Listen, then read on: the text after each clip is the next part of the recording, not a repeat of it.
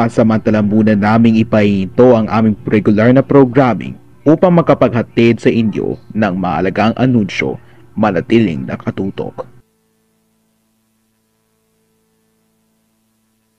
Kalulunsad lamang na balita, isang virus na galing sa China na pinangalang Coronavirus Disease 2019 o COVID-19 na dati kinilala na Novel Coronavirus o nCoV na tuluyan ang nakapasok sa Pilipinas at ang unang kaso nito ay nakilala noong ika-30 ng Enero taong 2020 at kasangkot ito ng 38 anyos na babaeng Chinese national na na-confine sa San Lazaro Hospital sa Metro Manila ayon sa Department of Health.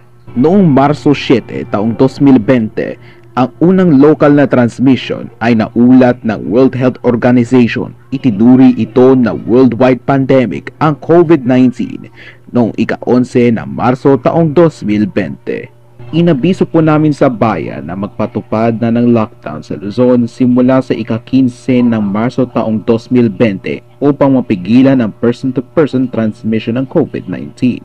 Ang sinumang makahawa sa COVID-19 ay makakaramdam ito ng matinding sintomas tulad ng lagnat, pananakit ng ulo, panginginig, ubo, pagkawala ng pang-amoy at panlasa, kahirapan sa paghinga, pananakit ng lalamunan, walang gana sa pagkain, tumutulong sipon, pagbabahing, labis sa pagkahapo o pagpagod, pananakit ng katawan, pagduduwal o pagsusuka, at pagtatae. Kapag ikaw ay nakahawa sa ibang tao na may COVID-19 at nakaranas ka ng sintomas na ganito, ay agad kumonsulta sa doktor upang magpa-check up o tumawag sa emergency upang maisugod sa ospital.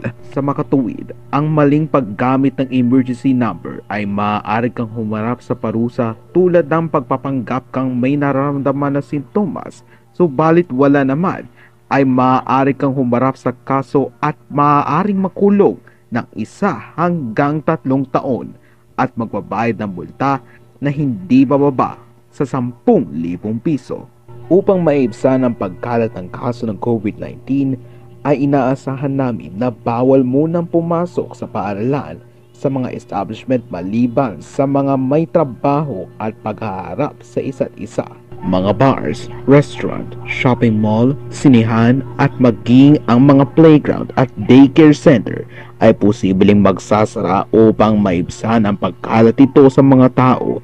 Inaabiso namin na manatili kayo sa loob ng inyong mga tahanan upang mapigilan ang pagkalat ng virus na ito. Ugaling magugas ang kamay, gumamit ng hand sanitizer at magsuot ng face mask kung kinakailangang umalis ng bahay upang pumunta sa mga pampublikong lugar. Kung kayo ay naiinip, gumawa ng inyong mapagkakalibangan sa inyong mga kapamilya o kaibigan upang magsama at makisalo muli. Umaasa kami na magiging matatag at matapang tayo sa ating pagkatao sa lahat ng salot at kahirapan, lalo na sa ikinahaharap natin sa ngayon. Huwag tayong mawala ng pag-asa, laban lang para sa ating bayan habang tinatapos natin ang hindi pangkaraniwang bagay na ito. Humingi tayo ng tulong sa ating Diyos para sa gayon ay maingatan tayo. Inaasahan namin na maintindihan nyo ang anunsyong ito para sa ating magandang pangangatawan at pangkabuhayan. Maraming salamat po sa inyong patuloy na pag-unawa at pakikiisa sa amin. Regular na programming ay magpapatuloy na ngayon.